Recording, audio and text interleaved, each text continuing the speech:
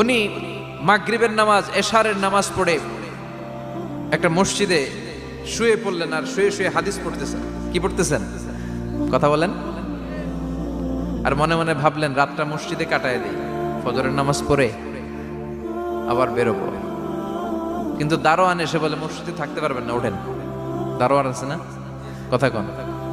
আহমদ ইবনে হাম্বল বললেন আমি শুধু রাতটা থাকতে চাই, আমি তো ফজরেরও মুসল্লি, ফজর নামাজ পড়বো তো এই মসজিদে, আমার থাকতে দাও। দারোয়ান তো দেয় না, কেন? মসজিদে থাকার জায়গা না, যান মিয়া।